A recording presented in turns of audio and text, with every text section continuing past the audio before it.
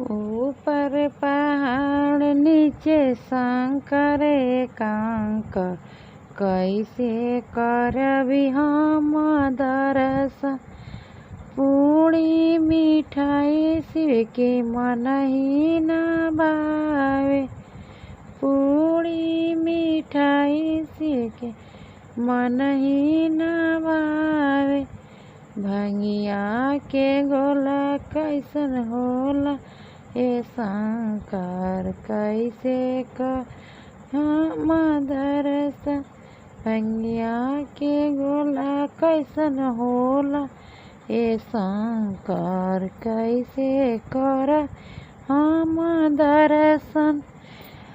ऊपर पहाड़ नीचे शंकर एकांक, कैसे करबी हम दर्शन।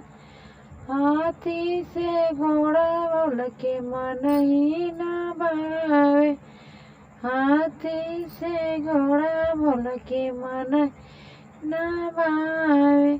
बसहा बैल कैसन होला ए शंकर, कैसे करबी हम दर्शन।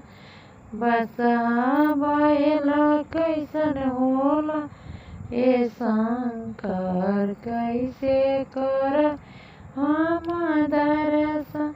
ऊपर पहाड़ नीचे शंकर एकांक, कैसे करबी हम दर्शन। कोठा हमारी बोल के मनहि न भावे, कोठा हमारी बोल के मनहि न भावे। टूटही मड़ैया कैसन होला ए शंकर, कैसे करबी हम दर्शन। टूटही मड़ैया कैसन होला ए शंकर, कैसे करबी हम दर्शन।